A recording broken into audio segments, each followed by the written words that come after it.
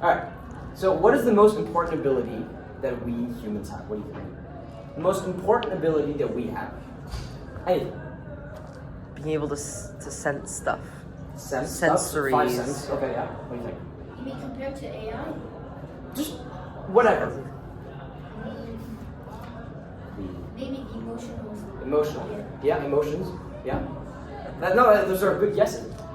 For me, I'd argue that it's just simply intelligence, right? But you know that I'm an AI guy, so that doesn't surprise you. But I'd say that intelligence is still a bit too broad. So I'll narrow down to this: pattern recognition, being able to use the past to predict the future, right? So pattern recognition is a fundamental aspect of human cognition, and it enables us to make sense of the world around us. You talked about senses. It's kind of similar to pattern recognition. So we can recognize faces, we can decipher complex languages, and our ability to detect patterns is crucial for our survival and our success. By identifying and analyzing different structures that recur and different relationships that recur, we gain insights. We learn how things work, and we can develop strategies to solve problems and to make decisions. Now, first of all,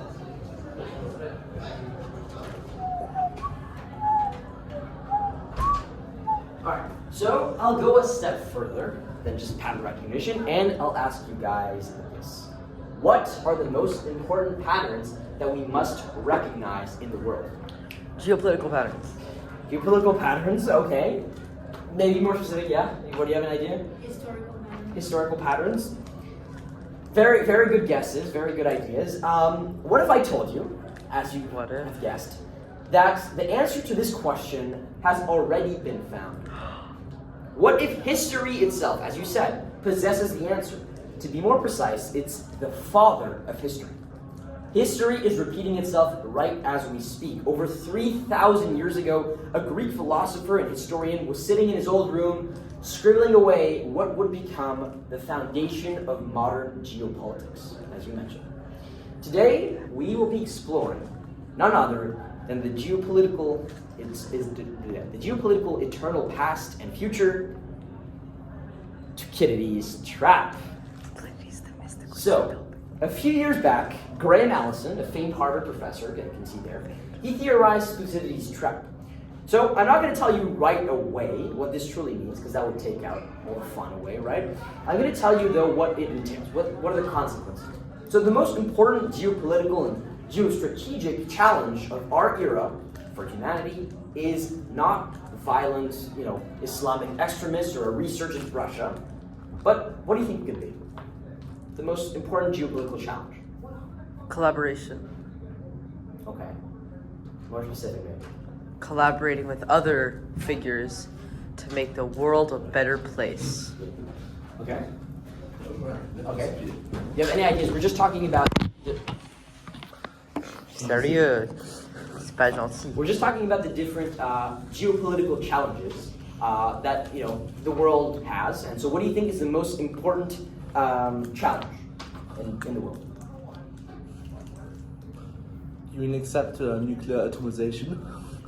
That could be one. So yeah, that could be an idea. Okay. Well, I have another proposal for you. What if it was China's ascendance? Yeah. Well, recent economic studies have Yeah. shown that COVID had a huge impact on Chinese economy, and that it will probably never, well, not in a foreseeable future, go above the USA economy. Really? Well, that's very interesting about what we're going to talk about today, as we'll see. So yeah, the biggest international challenge and story of our lifetimes, which is also the most important international challenge the world will face, is Listenberg. For as far as the eye can see, it's the rise of China.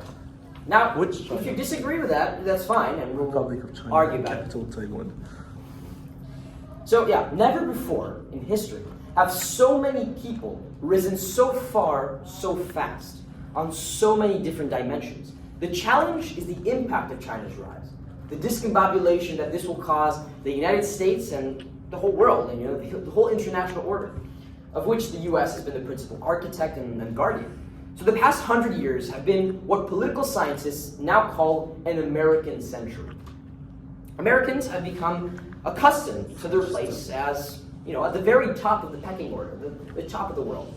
So the very idea of another country that could be as big and as strong as the US, or even bigger, strikes many Americans as an assault on who they are. For perspective on what we're seeing, or not, what we're now seeing in this rivalry between China and the US, it's useful to locate it on the larger map of history. So in the past 500 years, how many different cases of this power dynamic do you think we've seen? 4. 4. Very particular. Not all. It's close though. It's actually been 16. Oh. 16 I was close. times. Four squared. 16 times, Yeah. You heard me. 16 times in the past 500 years has a rising power threatened to displace a ruling power. 12 of those 16 have ended in war. How many of them worked? Did 4 of them work? Huh? Did 4 of those attempts work? Work, I mean, it depends what you say work, but it didn't end in war. 4 out of 16, yeah. Yeah, that's what I was talking No, about. yes, France. Yeah. France.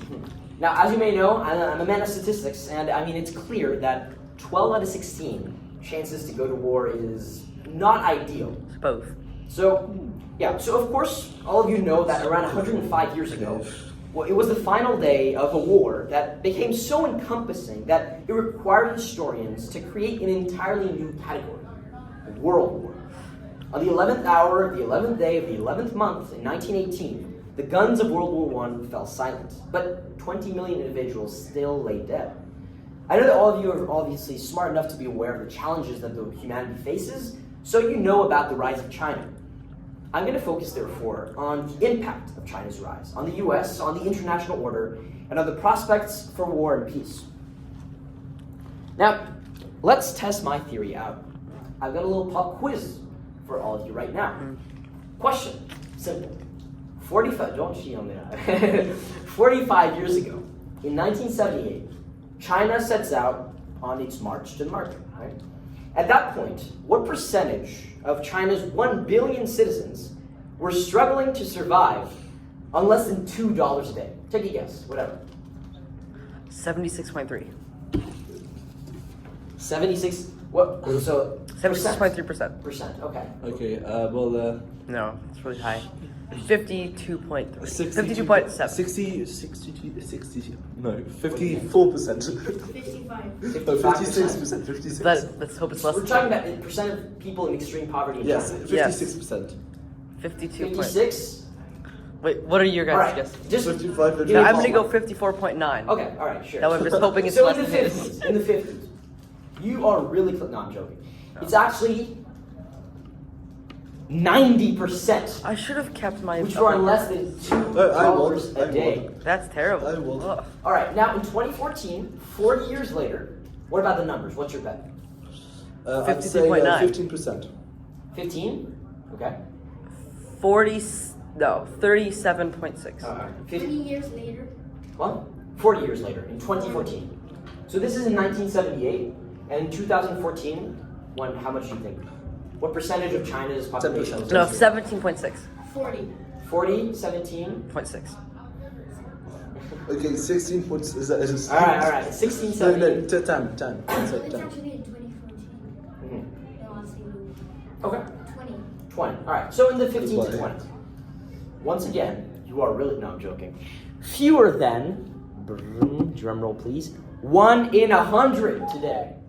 Wow. And China's president has promised that within the next 3 or 5 years, Where are these sources from? Uh, if it's like, China. no, it's God. from the Harvard Kennedy School, so I think Okay, it's But yeah, no, so China's president has promised that in the next 3 or 5 years, those last tens of millions over here will have been raised up above that threshold. Or kicked out. So it's a miracle, actually, in our lifetime. Hard to believe, right? But brute facts are even harder to ignore. And a nation that didn't even appear on any of the international league tables 25 years ago has soared to rival and in some areas surpass the United States. Thus, the challenge that will shape our world, a seemingly unstoppable China, accelerating towards an apparently immovable ruling US, on course for what will be the grandest collision in history. So, to help us get our minds around this challenge, I'm going to introduce you. Yeah. Can I ask a question about the thing before? Yeah. If people live in extreme poverty, it's very tough for them to live. It's possible that part of their descent of the percentage is just living conditions are terrible. So people die or they move somewhere else where it's less harsh. Is that a question? No, it is because the reason only because China has this policy that's helping it get better, or is it because people are moving. Poverty rates are either moving away to get away from this harsh environment, or because they're dying off? And I'd say that in order to immigrate, in order to move away and to move away from poverty, right? Because today you see, for example, in Syria or in Turkey, people that are refugees, they leave, but they still stay in poverty, right? But people that to get out of poverty, I think you have to still have a bit of money. No, but this is in China. So Yeah. if they leave, then they don't count towards the percentage anymore. They leave China. They leave China. They don't, but that hasn't been there hasn't That been hasn't much been the case? immigration. Alright. But they could, theoretically. All right. So I'm going to introduce you to a great thinker, and I'm going to present to you a big idea, and I'm going to pose a most consequential question. The great thinker is this guy, Thucydides. Yeah. Rival of Pericles. Very true. He was an Athenian general in the. Maybe I'm talking about. Anyway, so first of all, I know that many people mispronounce his name. It's a bit of a mouthful. So let's say it together: Thucydides. Thucydides. Obviously. Peloponnesian One more War. time. Thucydides. X. Thucydides, nice. Thucydides. In French, it's Thucydides. In Greek, it's Thucydides.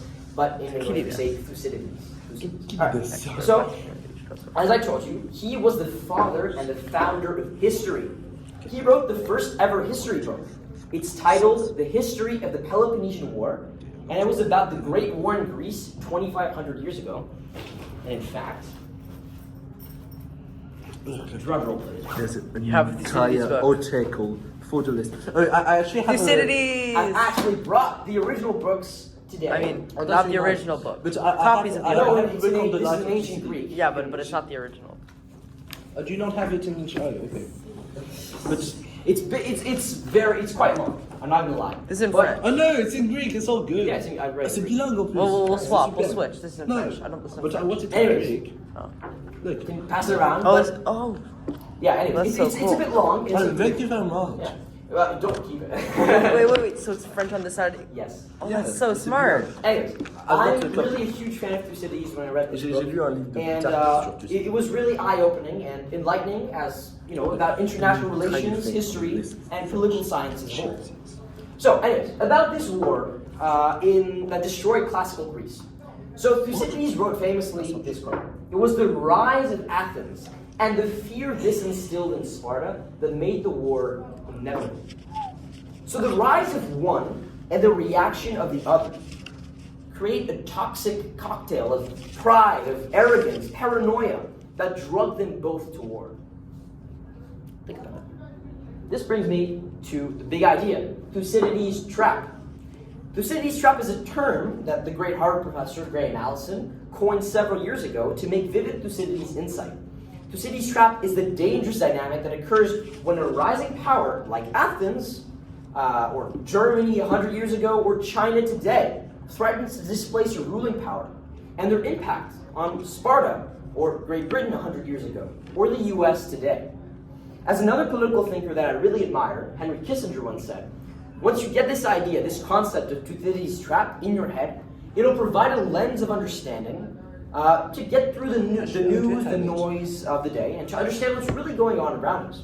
So, to the most consequential question about our world today.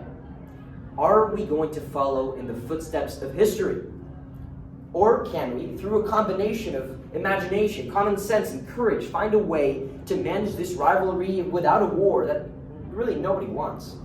And everybody knows would be catastrophic, right? Imagine a war between the two biggest powers of the world. France. So give me a few minutes to unpack this. And later this week probably, when the next news story pops out about China doing this or the US doing that, right? UFO. You'll be able to have a better understanding of it and explain it to your friends. So as we discussed, China has actually soared. It is meteoric.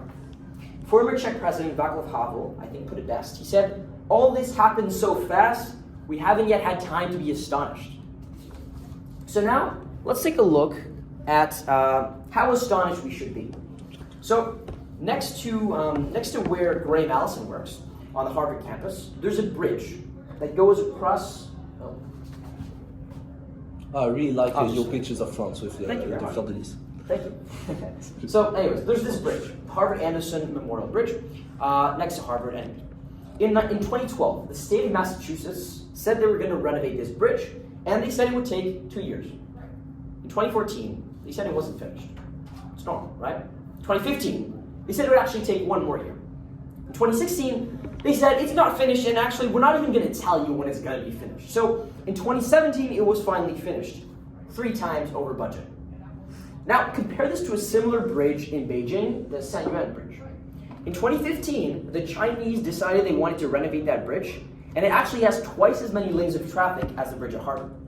How long did it take for them to complete the project? 3 months. What do you think? 3 months? 4 months. No, 3 months and 1 day. Okay, sure. 6 months. 6 months? The answer is 43 hours. Swear. Of course, that couldn't happen here in Paris for the bridge across the Seine, unfortunately, but No, behind because this- it's more beautiful than because, you know, Because it's it's a historical bridge. We can and put it therefore that way. you need to put, you know, we can put it No, down. it's because of grève. Behind this speed what in just the execution, graph at France. there are 2 things. A purpose-driven leader, right? And a government that works.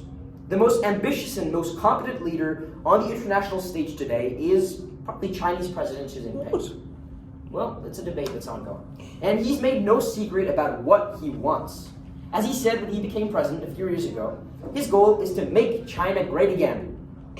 A banner he raised long before Donald Trump picked up a version of this. To that end, Xi Jinping has announced specific targets for specific dates. 2025, 2035, 2049.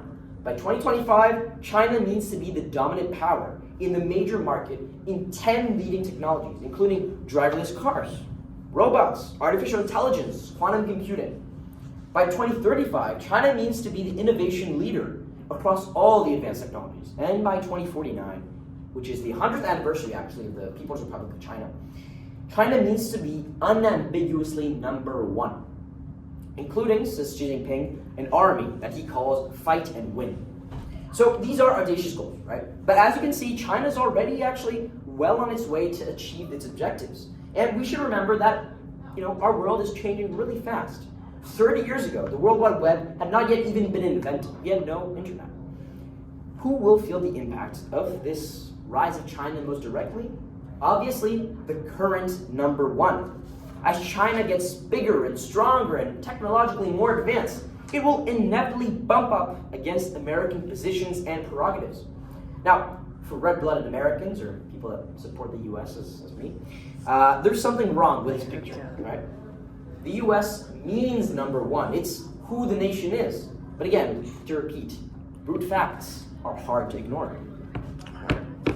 Let's compare the U.S. and China to kids on the opposite ends of a playground on a seesaw, each represented by the size of their economy. Xi Jinping is a bit As late as 2004, China was just half the size of the U.S. economy. By 2014, its GDP was equal. Seriously? Andre, let's look at this first. Andre. By 2014, the GDP was equal.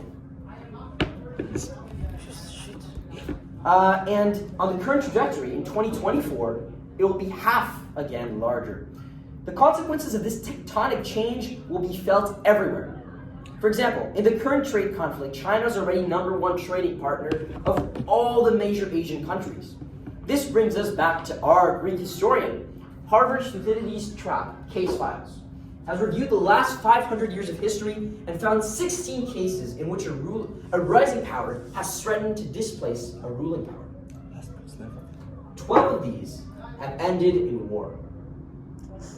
And the tragedy of this is that really in very, very few of these cases did either of the protagonists want war. Few of these wars were initiated by either the rising power or the ruling power.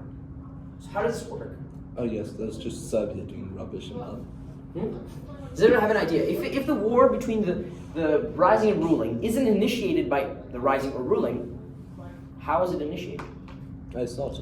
It's just the tensions that rise and then cause the two countries to. The causes of. It makes it Yeah. so there's an arms race, like what happened in the Cold War, and then that leads to tensions. Then Brexit happens or something like that happens. Well, yeah.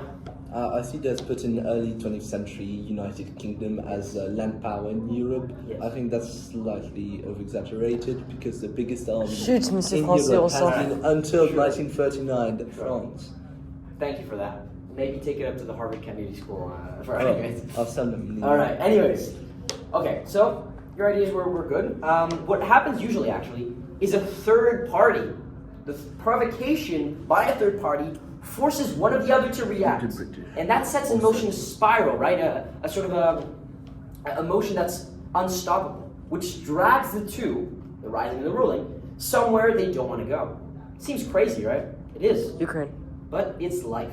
It's an example. Well, Remember, for example, World War China. One. In World War One, right? The provocation in that case, what was it? It wasn't. You can't just simplify World War One to provocation of Serbian interests. Exactly. It's Yeah. quite complicated. That is what he's doing. There was a Mais André, ruling c'est ce qu'il fait en power. fait. Yeah. The rising power in Balkans was Russia, Yeah. and the ruling power in the Balkans was the Austrian Empire, and therefore, Sure. yes, but it's more Okay. complicated. Wake me up when he's done. So yeah, the provocation for World War One was the assassination of a second-level figure, not first-level, second-level. Austria, Franz Ferdinand, Austria. first levels figure in the Habsburg Empire. C'est très bien. Merci beaucoup, André. Second level. He was not yet. He was in the Council of Ministers. He was really Anyways, important. that led the Austro-Hungarian emperor to issue an ultimatum to Serbia, be dragged into various allies, and it eventually within 2 months, all of Europe was full-on Yes, war. but that's because Russia wanted war, and France wanted the war, and Germany wanted war. Sure. People watching on YouTube, this is called bias. Anyway, let's get down. So imagine if Thucydides, right, was watching Planet Earth today. What would he say? He would say China's gonna win. China's gonna win. Okay. Probably not in English. Well, could he find, do you think, a more appropriate leading man for the ruling power than good old Joe Biden? You could find Xi Jinping. Or a more apt leader for the rising power than Xi Jinping? Obviously. Yes. I think he would scratch his head I think and definitely say, appoint couldn't Mickael think Naouri. of a more colorful provocateur than North Korea's good old Kim Jong-un. Oh yes, Rocketman. Yes, indeed. Little Rocketman. Each seems determined to play his assigned part and is right on script. So finally, we conclude again with the most consequential question, the question that will have the greatest consequences for the rest of our lives. As Americans, Chinese people, are they going to let the forces of history drive us to a war that could be catastrophic for both? Or can we summon the imagination and courage to find a way to survive together, to share the leadership to the 21st century, where as Xi Jinping said, to create a new form of great power relations? Yep. If you just on that, since the Second World War, Yep. emerging powers and Ruling powers. ruling powers never went to war. Before the Second World War? No, Since the Second World War. since the Second World War. Absolutely. So that's 100%. Since It's the not a Second long World War. time though. That's Yeah, exactly. 80 That's 70 years. years. Since the Second World War, but there was still the Cold War, which was very close, and so on and so forth. Well, you know. So to answer this question that I talked to you about, the good news is that leaders are increasingly aware of this Thucydidean dynamic and the danger that it poses. The bad news is that nobody has a feasible plan for escaping history as usual. So it's clear to me that we need some ideas outside the box of conventional statecraft.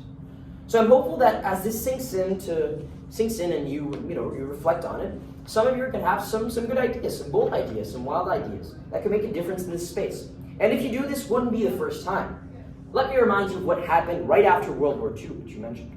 A remarkable group of Americans and Europeans and others, not just from the government, but from the world of culture and business and other themes, they engaged in a collective surge of imagination, of innovation. And what they imagined and created was a new world order. The order that's allowed me and you to live our lives and, all of our lives without great power war. It allows me to talk with you today. And with more prosperity than was ever seen before on this planet. I want to mention actually a remarkable story where, interestingly, every single pillar of the post-World War II project that produced these results, when it was first proposed, it was always rejected by foreign policy ministers. Always. And it was said that it was naive, unrealistic. But after World War II, Americans felt exhausted, right? They had demobilized, 10, 12 million troops. They were focused on an urgent domestic agenda. But as people began to appreciate how devastated Europe was and how aggressive Soviet communism was, Americans eventually decided to tax themselves 1.5% of GDP every year for 4 years and send that money to Europe to help reconstruct these countries, including Germany and Italy, whose troops had just been killing Americans a few years before. That is amazing. That also created the United Nations. It created the Universal Declaration of Human Rights. It created the World Bank, NATO. All of these elements of an order for peace and prosperity. So in a word, what we need to do is do it again. And I think now we need a surge of imagination, a surge of creativity informed by history. For as the great philosopher Santayana reminds us, in the end, only those who refuse to study history are condemned to repeat it.